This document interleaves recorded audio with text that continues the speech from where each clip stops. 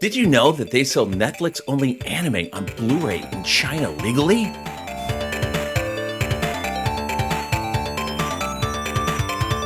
Eight-bit joystick.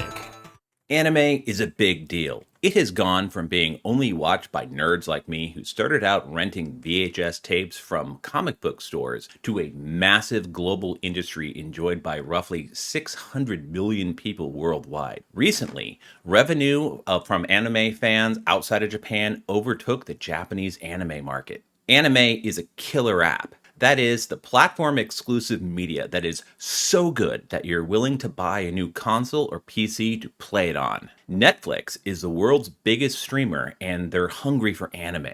There's a lot of anime that's on Netflix, including what they license and also anime that they financed. Anime studios have been signing distribution deals with streaming companies.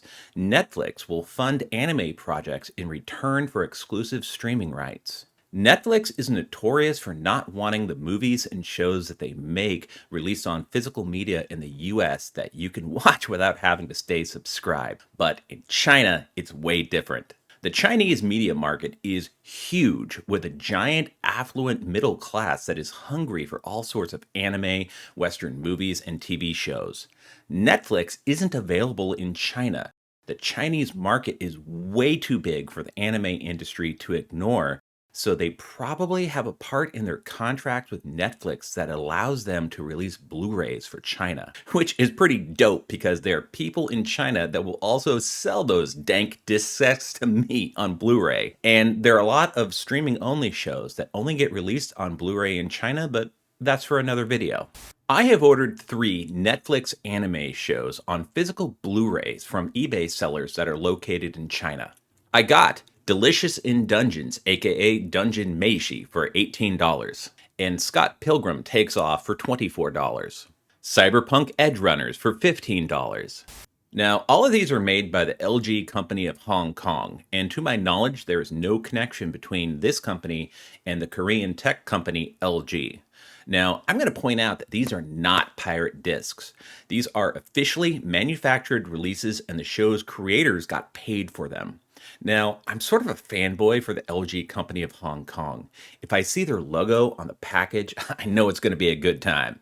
Now, these are multi-region discs, meaning that they will work in standard Blu-ray players from around the world.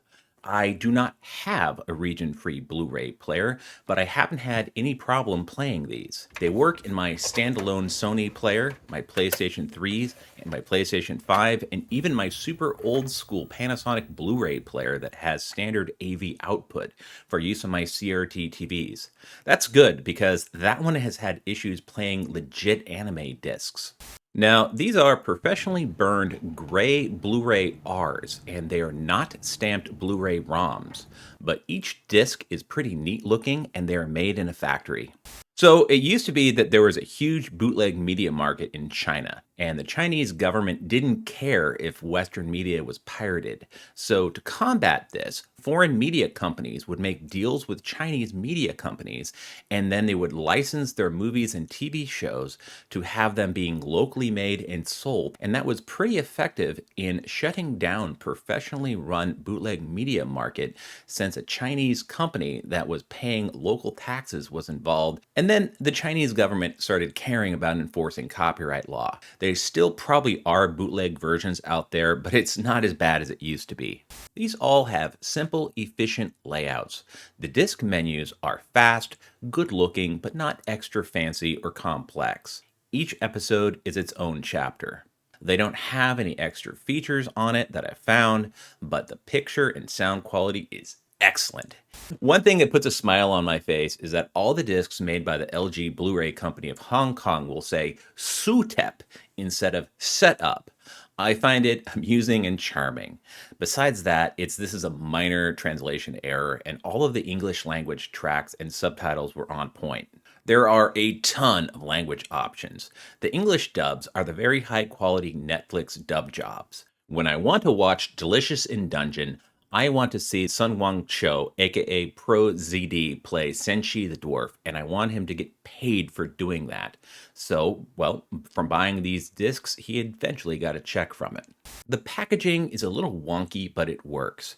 At first glance, the Delicious in Dungeon set looks like a standard Blu-ray packaging, but if you open it up, you'll find out that discs 2 and 3 are actually put in a plastic envelope sleeve that is tucked inside the cover where you would expect to find a manual in a video game. This is the only slight disappointing thing, but it's not the cheapest or cheesiest physical media packaging that I've seen coming from Western media companies, so I'll give it a pass. They all had cardboard embossed slip covers, but at least you're not paying for double the price for a metal box. It irks me when the stuff is only sold physically in a metal box that you have to pay twice as much to get. I bought them as a regular eBay marketplace purchase, not as an auction. And I tend to look for the items with free shipping from sellers that have a good rating. And I will also look to see what other items that particular seller is selling. It only took 15 days for my package of Delicious in Dungeon and Cyberpunk Edgerunners to arrive in Portland, but my Scott Pilgrim set only took 10 days, and that's not bad for free shipping. Buying these discs really feels like adding a show to a watch list, but one that I'm always going to have because I'm always going to have them on physical discs. With the streaming services that I paid for, I'll have access to the shows as long as I'm a paid subscriber, but as soon as my subscription runs out, they're gone for me. A standard Netflix plan is $15.50 a month, and there's the cheaper version that has ads if you're a sucker and you hate yourself. But personally, I can't fathom the idea of paying for a streaming service that has ads. I'm okay with watching ads on a free streaming service, but not on the stuff that I pay for. So buying these 3 shows on discs were about as much as about 4 months of Netflix. So, in an effort to make ever more money, Netflix decided to not offer annual plans with discounts for prepaying. Streaming is the new bloated cable TV. There is also the physical joy of having something physical in your hand that you can look at, and it's not going to go away if you cancel your subscription. Once I already have a disc in my Blu-ray player, I tend to watch the entire thing instead of jumping around. I don't know why, but I'll actually give it my undivided attention instead of the constant channel flipping of streaming services. Delicious in Dungeon. This is an awesome fantasy anime made by Studio Trigger based on a popular manga. It is set in a high fantasy world, which is very, very much inspired by Dungeons and Dragons and the work of J.R.R. Tolkien. It is a mashup of JRPG fantasy and cooking anime. It is about a group of adventurers who descend into a gigantic dungeon inhabited by magical monsters. At the start of the story, a beloved mage party member is swallowed by a giant red dragon, and the team is hell-bent on making it back down through the dungeon so they can hopefully save their companion from the belly of the beast, quite literally. Unfortunately, they are out of money and food. However, they run into a charismatic but funky dwarf named Senshi, and he is highly in tune to the environmental balance of the dungeon, and he's also totally down with cooking and eating the various monsters. It's actually a complex, heartwarming tale of friendship and cooking. It is streaming exclusively on Netflix all over the world, except for China, where you can actually buy it on Blu-ray. Scott Pilgrim Takes Off is a Netflix-produced anime made by Science Saru. Amusingly, it says that it's a Netflix animation at the beginning of the Blu-ray. Now, I'm a late Gen X hipster with facial hair that lives in Portland, Oregon, and I wear flannel and I recently started listening to music on cassette tapes. I am a goddamn hipster, and I know it. But I'm not as hipster as Scott Pilgrim. I've always loved Scott Pilgrim since the first time that I saw the comic. I love the movie, I love the video game, and so when I found out that they were making an anime, I was stoked, and I haven't seen it until now. It has a unique visual flair, and a lot of the creative people behind the original comic, the movie, and the game, such as the band Anamanaguchi, got involved to make this series. So I'm not going to go into it, but the anime is a pretty big departure story-wise, and it's more like an expanded remix of the Scott Pilgrim story than an animated version of the main story. Considering that the game was originally download only on the PlayStation 3 and the Xbox 360, and then it was taken off the digital media marketplace for a long time, Scott Pilgrim is the poster child for why you want to have a physical copy. It is a wonderful fusion of Japanese animation and a Canadian artist that was inspired by Japanese animation. It's only 8 episodes long, but every episode is highly pleasing to my urban hipster aesthetics.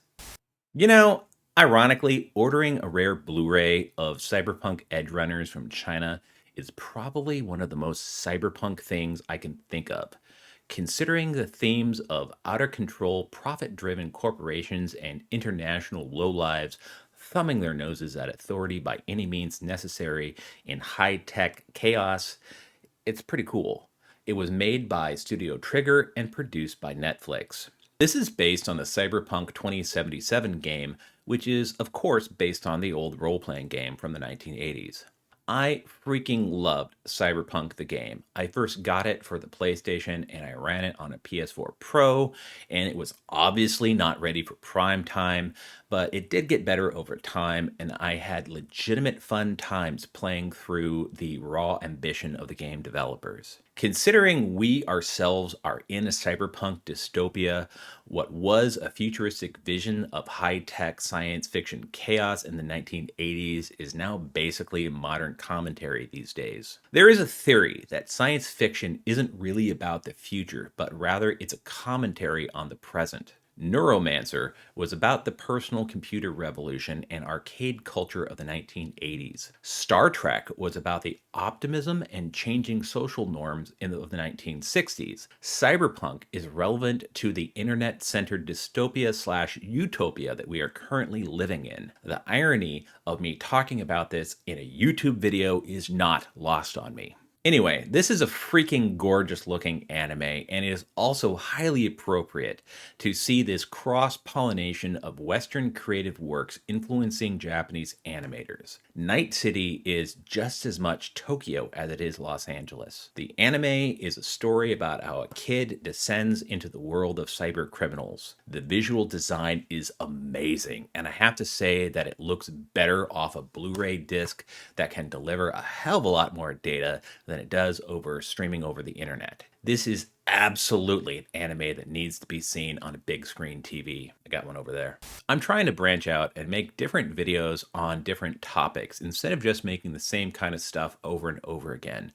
I'm also trying to make videos on things that would appeal to the people that like retro video games but aren't exactly about retro video games. Hey, thank you very much for watching this video, and it would really help out if you would subscribe to this channel and let YouTube know that you like this video by hitting that like button. This is 8-Bit Joystick. Stay awesome. Play retro.